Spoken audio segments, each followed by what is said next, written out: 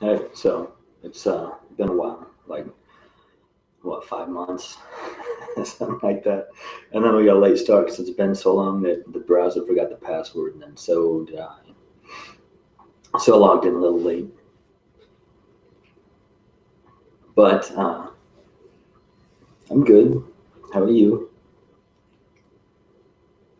Had had to take a while to do some soul searching. I talked before about getting laid off, and it turns out that just shook me up more than I realized. It just kind of turned into a wanderer for a while. I wandered to some wrong places. But got a kick in the pants. Stuff's back on track. Things are good. Or at least getting better. Getting good. And so, I've never been, well, I don't even know where to start here. God help me find the tightrope.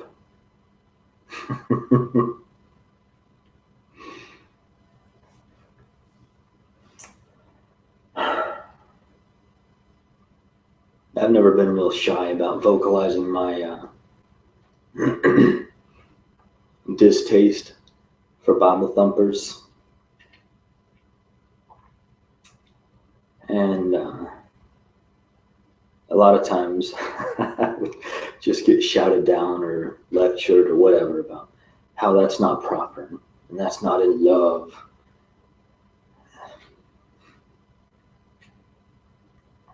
And for a while there, I took it to heart because I was getting told that stuff by people that I thought knew better than me. But there was something about the fire in me that kept bringing that stuff up, that kept just feeling wronged by it. That just wouldn't go away. God help me out with this. So I let people say their piece, and I would speak my mind. And then I learned how to get refined. Well, I'm learning how to get refined, and just figuring out if we go.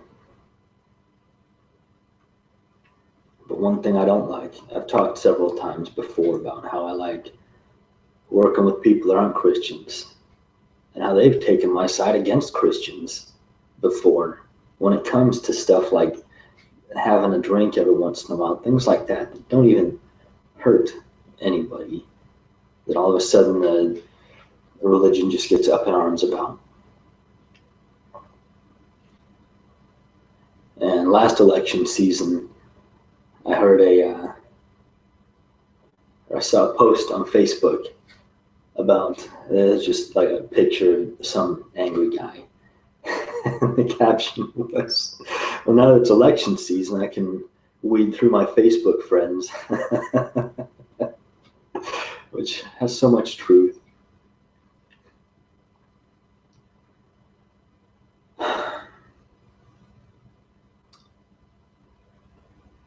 And I've been burned out on church people for a long time, just trying to be real here. I haven't liked the direction church seems to be going, church in general. Doesn't seem right, doesn't seem like Jesus. Most church, anyway.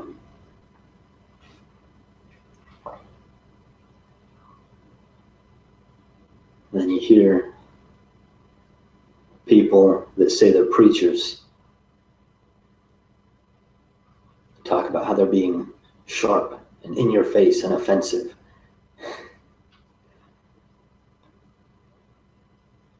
In comparison to some stuff, yeah, but There's so much of church that has just been dumbed down. We just have to accept that that's where we're at. We have to be kind and loving and encouraging and uplifting and at peace with all men. I was like, man, God talks to me a whole lot sharper than I've heard just about anybody else talk to me. And it's a lot easier to embrace that. You know, there's where I work, I use a knife probably 70% of my day. So I got to sharpen it quite a bit.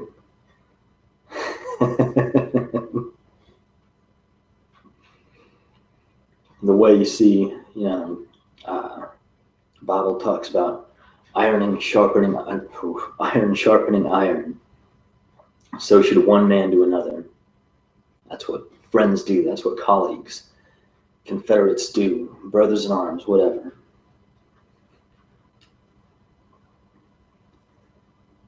And there just ain't much of that. I keep seeing all this crap about politics because it's election season again here in the States, right? So there's all this vitriol just everywhere.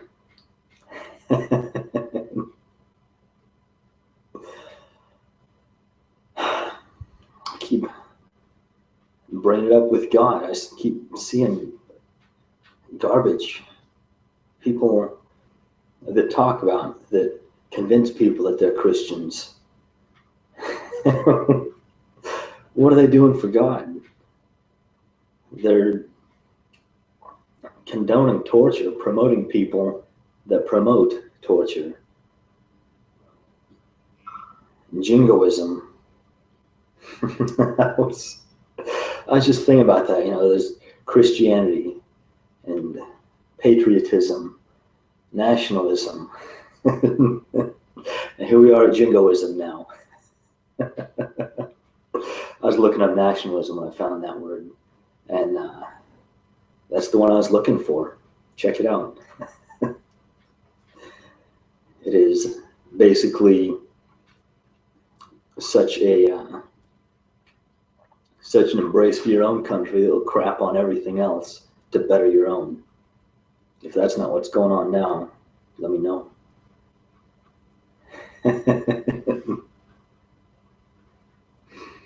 So you got these Christians that are promoting that kind of thing, talking about hate. It's like, wait, what? Where's Jesus in any of that stuff that you're saying? Are you just segregating your religion with your patriotism? What's the problem there? Are you just not hearing God when it comes to setting yourself straight? So I was asking God about that, how to deal with it. What can be done about it? Because most of the time my problem is I'm too straightforward. Which I got to work on. And it just kept coming around to King Saul. Well, that's weird. Because I don't really know much about Saul. I may have skimmed through that whole story years ago. We don't spend much time in the Old Testament. And God's been saying that to me for months now. I'd hear it, I just kind of, all right, I got my own crap to deal with for a while, and then come back to God and I'd start getting sick of all this political crap. It's like, God, what's the deal? And then more King Saul. So finally, last night, knowing that I was going to do this today, I got around to reading that story. Starting with the prophet Eli, just chapter 1, 1 Kings. I don't look at which book I was reading. I just started going. 1 Samuel. Ooh. And so I started with Eli down to his awful sons and how they all died. And then Samuel came up. And then just sort of introducing Saul.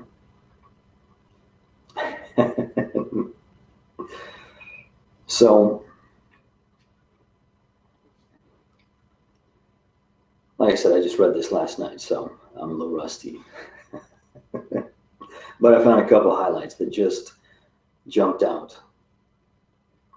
So, 1 Samuel 8, verse 4. Right after Israel got done chastising Samuel, because he was getting old and just gradually less effective, I guess, at judging Israel. So then the elders are like, hey, you're old and your sons suck. They're taking bribes and just basically perverting the law that we're supposed to uphold here. So give us a king. So that kind of irked Samuel. So Samuel went to the Lord, and God said, well, just listen to them, give them what they want. They haven't rejected you, they rejected me. So they don't want me to reign over them, according to all the works which they've done since the day I brought them up out of Egypt, even to this day, with which they have forsaken me and served other gods. So they're doing to you also. So, here we are, verse 9. Now therefore heed their voice. However, you shall solemnly forewarn them, and show them the behavior of the king who will reign over them. So Samuel told all the words of the Lord to the people who asked him for a king. And he said, this will be the behavior of the king who will reign over you. He'll take your sons and appoint them for his own chariots and to be his horsemen, and some will run before his chariots. He'll appoint captains over his thousands and captains over his 50s, will set some to plow his ground and reap his harvest, and some to make his weapons of war and equipment for his chariots. He'll take your daughters to be perfumers, cooks, and bakers, and he'll take the best of your fields, your vineyards, and your olive groves, and give them to his servants. He'll take a tenth of your grain and your vintage and give it to his officers and servants. He'll take your male servants, your female servants, your finest young men, and your donkeys, and put them to his work.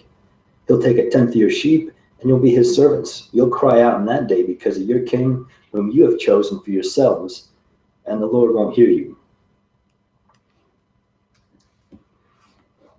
Now, as far as everything the king's going to take from them, it's hard to really translate that into contemporary terms, just because it's just so culturally focused on that time. But the gist of it was, Israel didn't really want God over them. Never mind. They're like, yeah, we want somebody to go to war for us. And just right before that, God went to war for them. There was a loud, thunderous clap in the camp of the Philistines, and it just stupefied them. So then the Israelites went in and took care of business, pushed them all the way back. Then they come back and they're like, hey, we want a king to fight this war for us.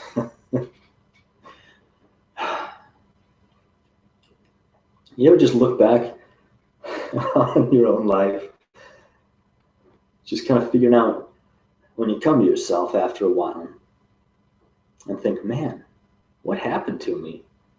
I just had so much good discipline there for a while. Me and God had a good thing going on. And then it just kind of trailed off. What happened? And then you start reading stories in the Old Testament, you realize that's just about what happened to them. They started taking God for granted, started going their own way. And then all of a sudden, things get real, and they're like, oh God. And here they are again, taking God for granted, wanting a king so they'll be like other people, other nations. So the voice of God, which at the time was Samuel, goes and chats with God about it. And God's like, hey, it's nothing personal. They're rejecting me. You're just kind of the middleman here because they can't hear me. Except anymore, we got the Holy Spirit taking Samuel's stead for us because the whole cross, all that stuff. And people that claim to be Christians shouldn't necessarily need prophets running around keeping them on the straight and narrow. That's not what's supposed to be. And yet, here we are, Christians taking God for granted because they're putting their time in with religious activities. Not really doing much for God. Good deeds here and there maybe. But where's the love? That's something I'm trying to implement myself. Because I'm either open or closed. I don't have much middle ground. And that's something I know I've got to deal with.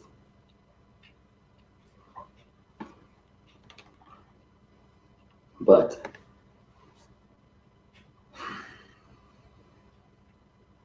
you see burnouts, non-church people's walls start going up when they hear you're religious, or that you go to church, or that you're a Christian. At least that's how it is in my case. Too often. So it takes a long time to get past that, to get to where people treat me like a person instead of a felon, just because they find out I go to church, because they find out I got a thing with God. That says something about the general state of Christianity.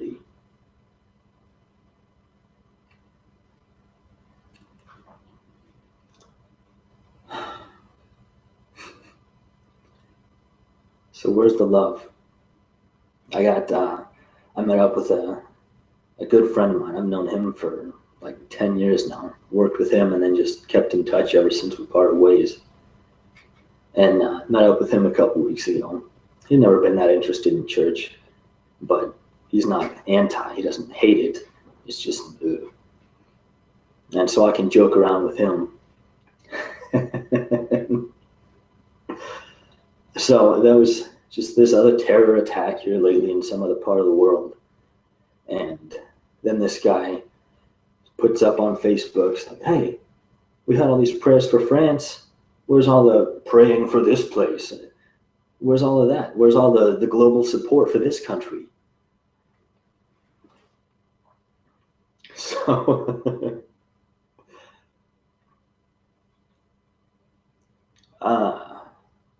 I prefer to just be anti-religious by going so far against what things should be in a sarcastic sense that sometimes it goes over people's heads. So I jumped in and I started talking about how everywhere in the New Testament it talks about exclusion, shutting up our own borders, not keeping people involved, not giving people a reason to have hope in anything, not doing anything to give them a hand up, not doing anything that would possibly cost anything to ourselves. So I let him know about it. I was like, hey, I don't know what kind of friends you got, but they might get a little upset about that. He didn't even care. He just started laughing. He's game for that kind of thing.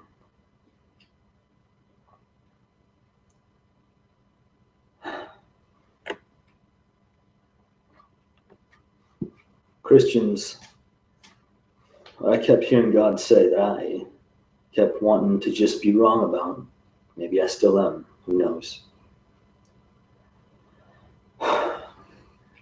Christians are going to have their King Saul, whatever he looks like. Whatever it looks like. It's going to be more of a spirit than a person. It's going to look good, and it's going to be followed up with oppression and awful, awful things. It's reiterated a few different times in 1 Samuel how Saul was like the best looking one out of all the Hebrews. Why wouldn't he be king? And he was like head and shoulders above all these other Jews. Of course he's the right fit. Why wouldn't he be the best candidate, right? So he goes on this rampage. Well, let's get to the coronation first. Skip chapter 9. Maybe chapter 10, where am I at? 1 Samuel chapter 10, starting in verse 18. Let's see.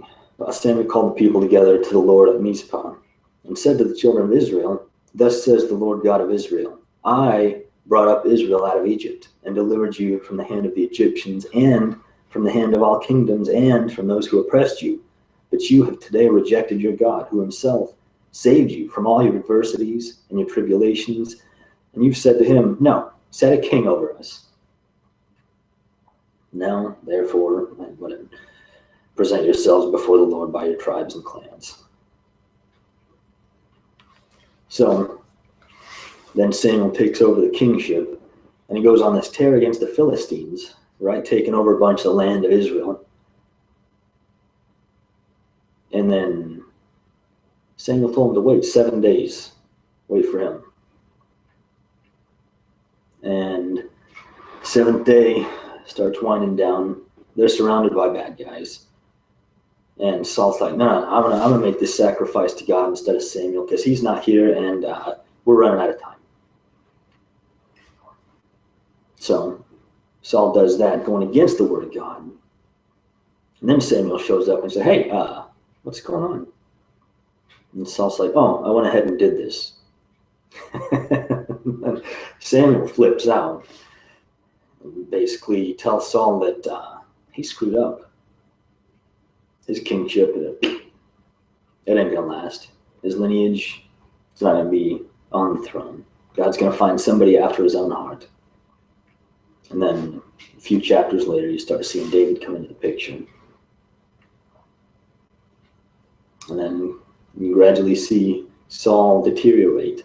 Talks about the Spirit of the Lord being on Saul there for a while, and then withdrawing, and God sending a spirit of anxiety or something along those lines to Saul. And it just, and then that just shook through the whole nation, through all the Israelites, because he was the one in charge, and God wasn't on him anymore. And he was kind of a scared little turd to begin with.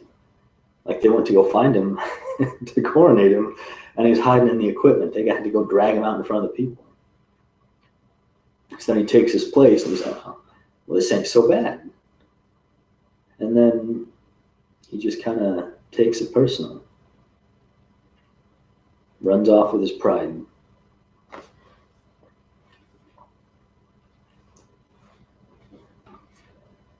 here's God, this whole time with us, trying to get us in line, trying to get us to open our hearts to people. Sometimes it's a hit and miss thing. Sometimes we just aren't even trying.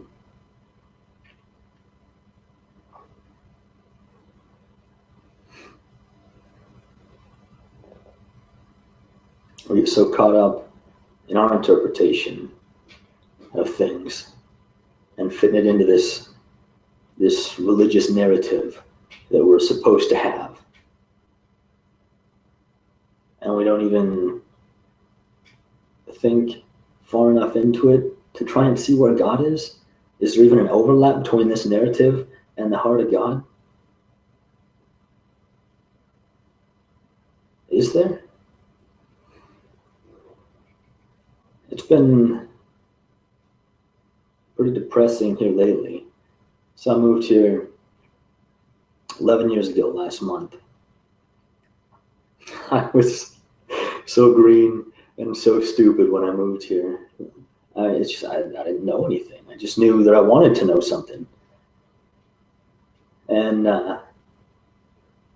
so I would find people that seemed like they knew God, that at some points did know God. And it's like they just kind of went one way when God went another way. I said, well, what happened? Man, you talk and God would be in your words. And now, what are you doing? Where did you go? What happened? And it seems like a lot of the church is so focused on being encouraging that they forget that sometimes when a bone doesn't heal right, you got to break it and set it properly.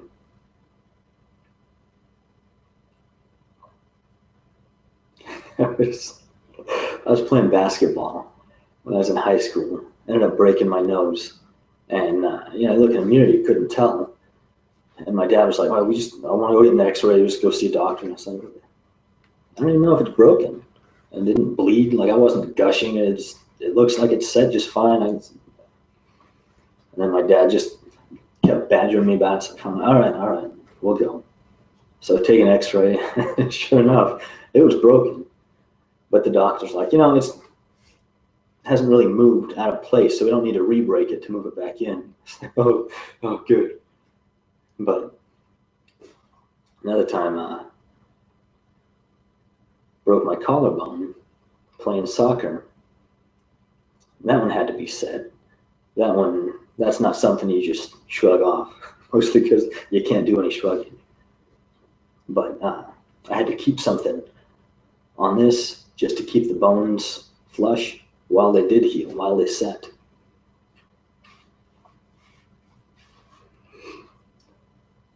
And it seems like Christian leadership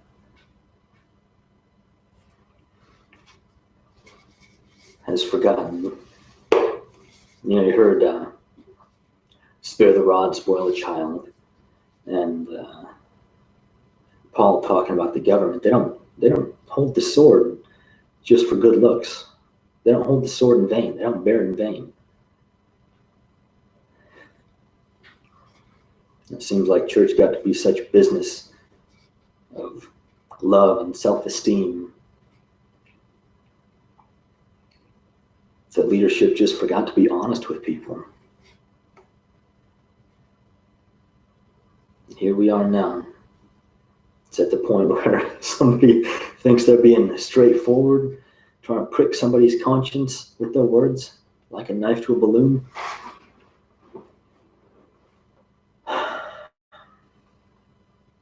It's not doing anything. Just can't. Why are you comparing your words to other people's words instead of to God's? When did that start?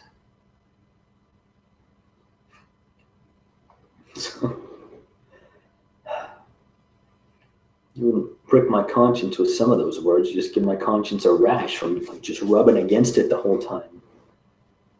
It's that dull. What happened? So it really is depressing. It's just, man, people I did look up to. It's just now they're off, spouting off, studying, worshiping some kind of Christian hybrid with Greek mythology, like centaurs and that kind of crap. You're the one that introduced me to this. How did you end up there?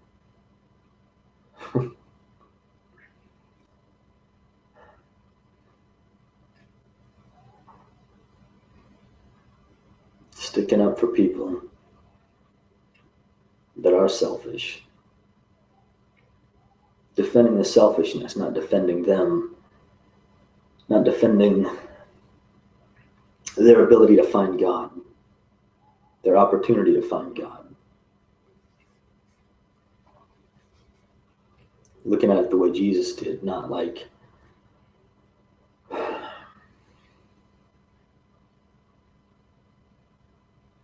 it's like Christians now are looking and defending who people are right now. And some of these people are monsters. Instead of looking at who somebody can be with God and defending that. Defending even that tiny little speck of change in them. Finding that and just running with it with God. Holding on to that. Instead of loud, aggressive manipulation in the veil of being strong-willed. Not even knowing that it's somebody's pride that they're defending.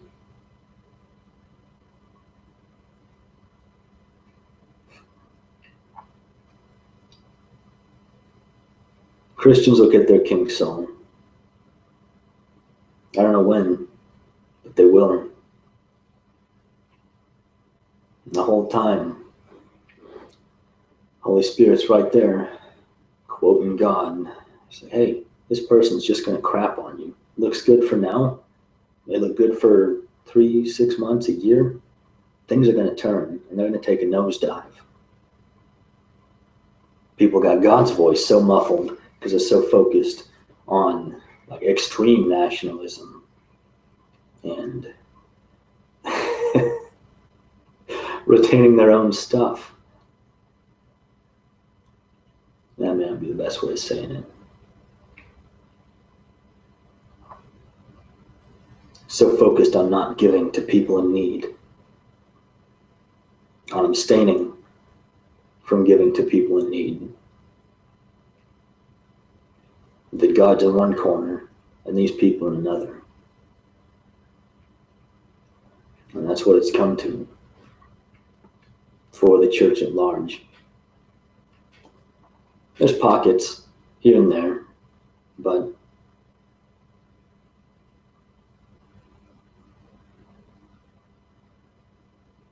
it's not what it should be. And in that day,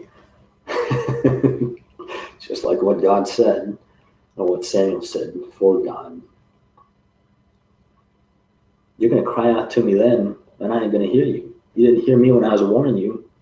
You pushed after what you thought you wanted. Here you get it, and now it's not what you thought you wanted. I've been trying to warn you the whole time. What do you expect me to do? You got everything you wanted.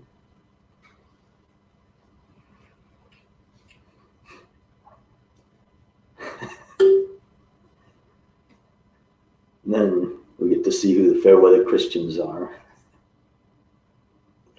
And hopefully it's not you or me. We can talk a big game, just like a lot of Christians do. Then the rubber meets the road. We find out what we're really made of. Things get a little bit darker because we can't hide behind our intentions anymore. We can't even hide behind who we think we are, who we want to be. We're stuck with who we are in that moment. And sometimes it ain't all that good. That's why, that's one of the biggest reason I just took so much time off. I ran out of curtains to hide behind. And then didn't like what I saw. But here we are today. Got some work done, made some good headway, got a head start.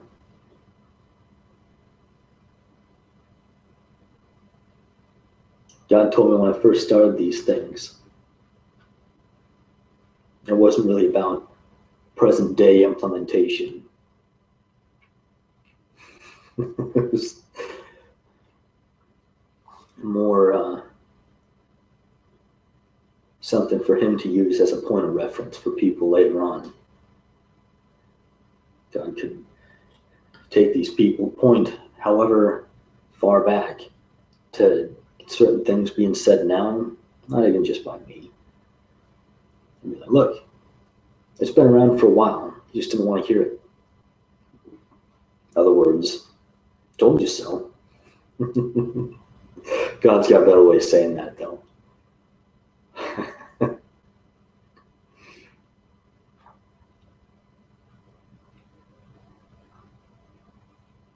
Anyway,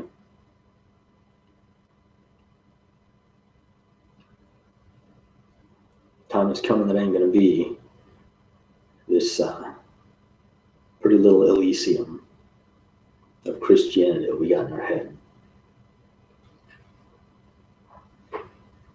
We just sit in church and listen and tell each other about how God's going to deliver us from this and that. Yeah. Doesn't mean everything around you isn't going to fall apart. And listen to what Jesus said about the end times. How it's not going to be gumdrops and roses. And listen to Paul say the same thing. And he focuses more on the character of people. Ironically, A lot of which claim to be Christians right now. Huh. Anyway.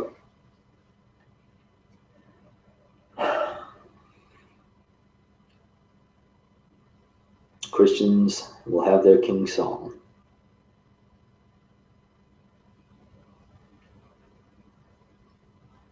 Yeah, that's all I got. Love you guys. Peace.